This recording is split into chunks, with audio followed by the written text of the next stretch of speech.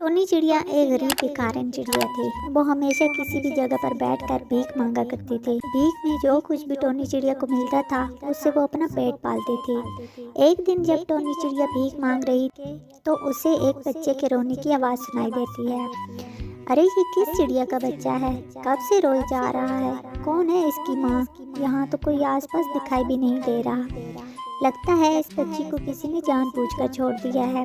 थोड़ी देर यहाँ इंतज़ार कर लेती हूँ। अगर कोई इसे लेने नहीं आया तो मैं ही इसे ले जाकर पाल लूँगी। टोनी चिड़िया उस रोती हुई बच्ची को अपनी गोद में उठा लेती है और उस बच्ची के माँ बाप के आने का इंतज़ार करने लगती है। आधा घंटा गुजर जाता है लेकिन कोई नहीं आता। बहुत देर हो गई, लगता है इसे लेने कोई नहीं आएगा। मैं इसे अपने घर लेकर जाती हूँ। टोनी चिड़िया उस बच्ची को लेकर अपने घर आती है। साथ में वो बच्ची के लिए खाना भी लेकर आती है। मैं इस बच्ची को खाना खिलाकर सुला देती हूँ। बेचारी बहुत देर से भूखी है। आज से मैं ही तुम्हारी माँ हूँ। मैं तुझे पढ़ा लिखा कर डॉक्टर बनाऊंगी। टोनी चिड़िया के ऊपर एक बच्ची की भी जिम्मेदारी आ गई थी। अब वो भीख मांगने के साथ साथ बच्ची की भी देखभाल करती थी। ऐसा ऐसा वो साल भर की हो जाती है। बेटा तू अब 1 साल की हो गई है। चल मैं तेरा दाखिला एक बहुत अच्छे स्कूल में करवा देती हूँ। माँ लेकिन वहाँ पैसे बहुत ज़्यादा लगेंगे। तू पैसे की परवाह क्यों करती है? देख मैंने तेरे लिए बहुत सारे पैसे जमा किए हैं। ठीक है माँ, मैं दिल लगाकर पढ़ूंगी और बड़ी होकर मैं तुम्हें भीख नहीं मांगने दूंगी। ठीक है मेरी बच्ची, जब तू बड़ी हो जाएगी तो मैं भीख मांगना छोड़ दूंगी। अगले दिन टोनी चिड़िया अपनी बेटी को लेकर एक इंग्लिश स्कूल में पहुंच जाती है। टोनी चिड़िया प्रिंसिपल के ऑफिस में जाती है। ये भिखारन मेरे ऑफिस में कहाँ से आ गई? अरे चपड़ासी कहाँ मर गया? जल्दी से इस भिखारन को यहाँ से निकालो। इसके पास से बहुत बदबू आ रही है। ए भिखारन चल निकल यहाँ से, तुझे भीख ही लेनी? स्कूल से बाहर खड़े होकर मांग लेती। साहब जी मुझे कोई भीख नहीं लेनी, मैं अपनी बेटी का एडमिशन करवाने के लिए इस स्कूल में आई हूँ। इस स्कूल में भिखारी के बच्चे नहीं पढ़ते। साहब जी इस किताब में लिखा है कि भिखारी के बच्चे बड़े स्कूल में नहीं पढ़ सकते।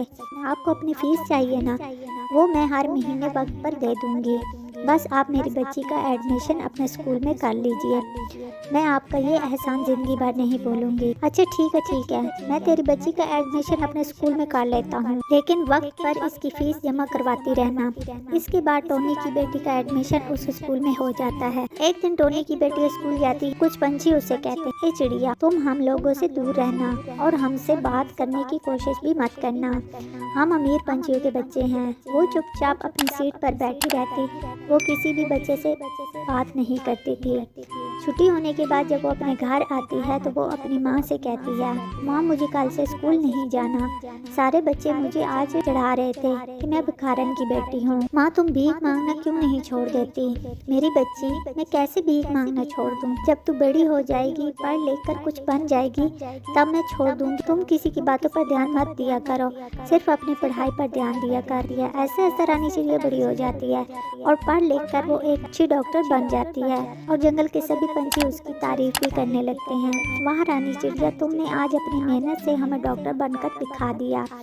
हम सबको नाज है तुम पर। रानी चिड़िया के डॉक्टर बन जाने के बाद टोनी चिड़िया भीख मांगना छोड़ देती है और अपनी बेटी के साथ खुशी खुशी अपनी ज़िंदगी गुजारने लगती है।